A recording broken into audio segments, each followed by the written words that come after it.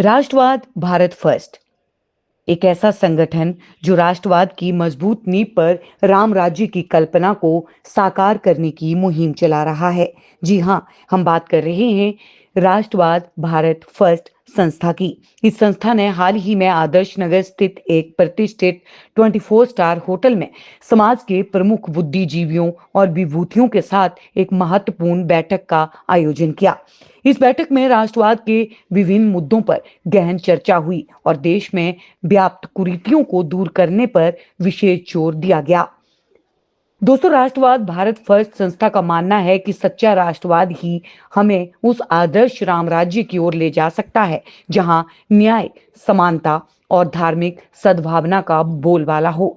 बैठक में शामिल हुए समाज के कुछ प्रमुख व्यक्तियों ने अपनी अपनी राय रखी। किसी ने देश में बढ़ती सामाजिक कुरीतियों पर चिंता जताई तो किसी ने सांस्कृतिक विरासत को मजबूत करने की बात कही। सभी ने एक स्वर में कहा कि राष्ट्र पहले और राष्ट्रवाद की भावना को हर दिल तक पहुंचाना जरूरी है। इस बैठक की खास बात यह रही कि ये सिर्फ चर्चा तक सीमित नहीं रही, बल्कि देश की उन कुरीतियों पर ठोस कदम उठाने की योजना बनी जो समाज को कमजोर कर रही है, जैसे जातिवाद, भ्रष्टाचार और सांस्कृतिक मूल्यों से दूरी। सभी सहमत हुए कि राम राज्य का सपना तब ही साकार होगा जब हम राष्ट्रवाद को अपनी जीवन शैली बनाएंगे। आपको बता दें कि देश में ऐसे कई संगठन सक्रिय हैं जो हिंदू राष्ट्र और राम राज्य की मुहिम चला रहे हैं। राष्ट्रवाद भारत फर्स्ट भी इसी कड़ी का एक मजबूत हिस्सा है। ये संगठन मिलकर समाज को जागृत कर रहे हैं ताकि भारत वह आदर्श राष्ट्र बने जिसकी कल्पना हमारे पूर्वजों ने की थी, जहां हर नागरिक खुशहाल हो और राष्ट्र की एकता अटूट रहे। दोस्तों, ऐसे आयोजन हमें याद दिलाते हैं कि राष्ट्रवाद कोई स्लोगन नहीं बल्कि एक संकल्प है। आइए हम सब मिलकर इस मुहिम का हिस्सा बने, राम राज्य की ओर बढ़ते कदमों को और मजबूत करें। आप देख रहे हैं देशवाणी, दहाड़ ही काफी है।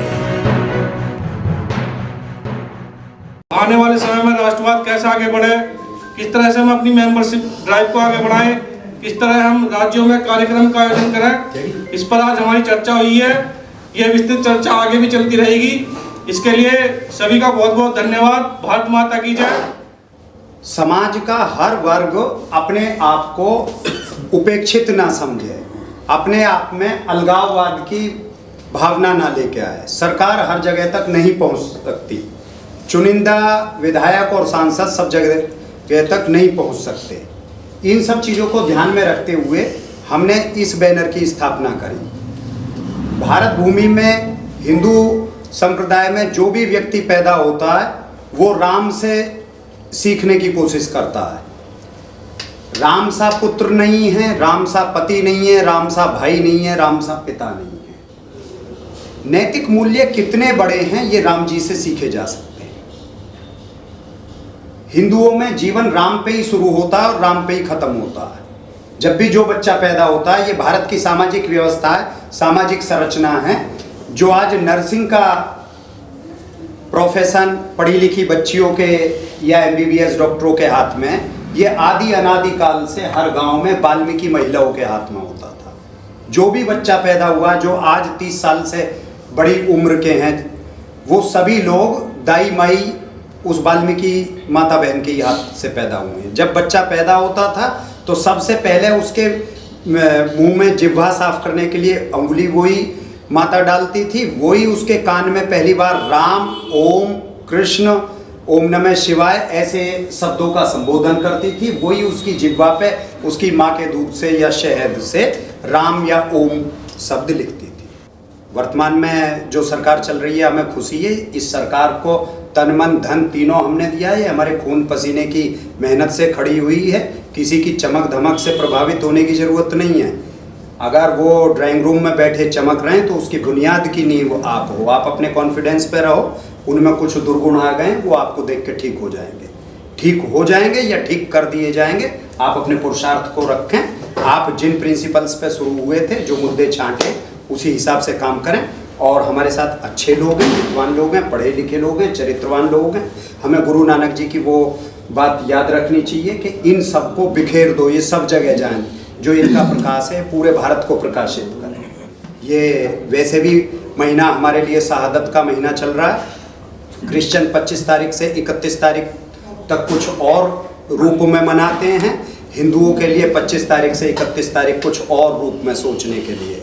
गुरु गोविंद सिंह के चारों पुत्रों का बलिदान, उनके माता पिता का उनका बलिदान इसी हफ्ते में गया है। हमारे बलिदानी पुरुषों ने जो आशा अपेक्षाएं रखी, जो भारत स्वर्णिम भारत हमें देखने की कोशिश करी, हमारी नैतिक जिम्मेदारी बन जाती है। हम 1 घंटा 2 घंटा 5 घंटा जितना काम अपने पास से कर सकें, सेल्फ लास्ट रखते हुए अपने आप को पीछे रखें और हम देश के लिए समाज के लिए देने की कोशिश करें। मैं आप सबको ये कहना चाहूँगा कि राष्ट्रवाद सिर्फ हमारा नहीं है, ये एक मूवमेंट है, ये एक गति है जिसमें आप सब लोगों को जानना जुड़ना हो। इस मंच का स्पष्ट उद्देश्य ये था राष्ट्र के विकास, सामाजिक एकता और जन कल्याण के लिए सकारात्मक विचार, अनुशासित कार्य और जिम्मेदार नागरिक सहभागिता को बढ़ावा देना। हमारी वास्तविक शक्ति किसी दल या नेता में नहीं है, क्योंकि हम राष्ट्र को मानते हैं। राष्ट्र स्थायी रहता है, हमारी शक्ति सिद्धांतों में है, सिद्धांत स्थायी रहते हैं। देखिए, अब इंसान की 3 तरह की जिम्मेदारी होती है। पहली पारिवारिक होती है, फिर सामाजिक होती है, फिर राष्ट्र के प्रति होती है। आज हमारे हालात इतने ख़राब हो चुके हैं, हम परिवार की भी जिम्मेदारी लेने को तैयार नहीं हैं। समाज को तो कहीं हम लोग एंटरटेन ही नहीं कर रहे और राष्ट्र को तो जानते ही नहीं कि राष्ट्रवाद भी कोई चीज़ होती है। तो हमारा जो संगठन है राष्ट्रवाद, वो इस बात को याद दिलाता है कि हमारी राष्ट्र के प्रति जो जिम्मेदारियां हैं, राष्ट्र के प्रति हमारे जो नैतिक कर्तव्य हैं, उसे हम पूरा करें। और इसी संदर्भ में कोई हमारे पास यूएसए से आ रहा है, कोई देहरादून से आ रहा है, कोई नोएडा से आ रहा है, कोई गुड़गांव से आ रहा है, कोई मेरठ से आ रहे हैं, तो हम लोगों ने मिलजुल कर ये संगठन की जिम्मेदारी ली है। इसमें हमारी पूरी कोशिश रहेगी कि हम राष्ट्रवाद के मुद्दे को लगभग हर हिंदुस्तानी में, हर भारतवासी में कहीं ना कहीं उसका बीजारोपण करें, ताकि हमारा देश एक दुनिया के पटल पर कोई ऐसी जगह हमारी बनाए कि जिससे हमारा देश का हर नागरिक भी दुनिया के किसी कोने में जाए, उसको इज्जत और सम्मान मिले। लेकिन परेशानियां बहुत हैं, उसके लिए वो 2 लाइनें मैं कहना चाहूँगा कि हम लोग पथिक हैं।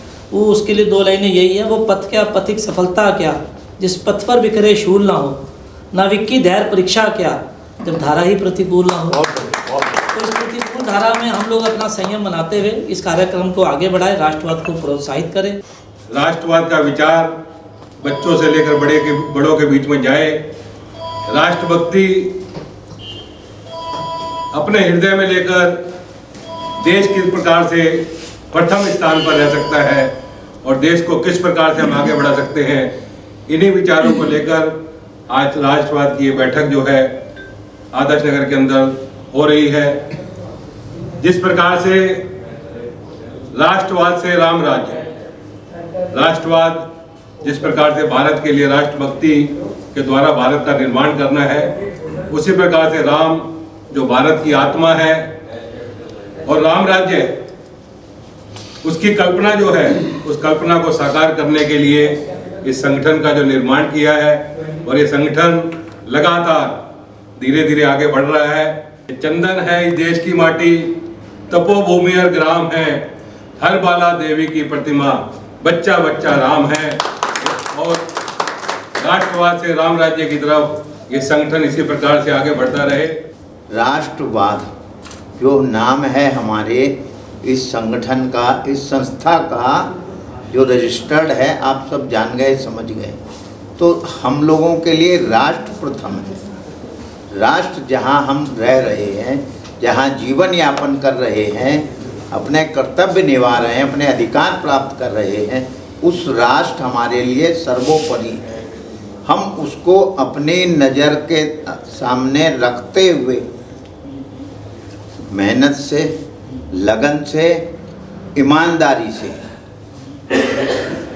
अपने कर्तव्यों का, अपने परिवार का और अपने समाज का जो हमसे बन पड़ता है वो हमें अवश्य करना चाहिए।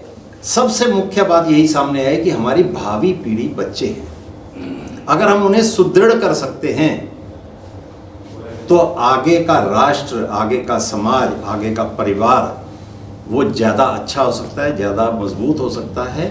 तो उसके लिए एजुकेशन सिस्टम बहुत ज़रूरी है ठीक करना। इस प्रकार से और भी बहुत सारी समस्याओं पर विचार किया गया। हम समाज की जो कुरीतियाँ हैं, समाज में जो दर्द हैं, जो समाज की तकलीफ़ें हैं, उन्हें ये संगठन आगे लेकर चलेगा। इसमें राम राज्य की परिकल्पना हम कर रहे हैं। राम राज्य का मतलब जिसमें समरसता हो, सामाजिक रूप से सभी को एक साथ लेकर चलें, उसमें कोई कुरीतियाँ ना हो, कुशासन ना हो, भ्रष्टाचार ना हो। बहुत बहुत धन्यवाद, अपने कीमती समय को निकालकर आप बैठक में उपस्थित हुए, मैं आपका आभारी हूँ। आप आगे भी ऐसे आते रहेंगे, मैं ऐसी विश्वास आपको करता हूँ।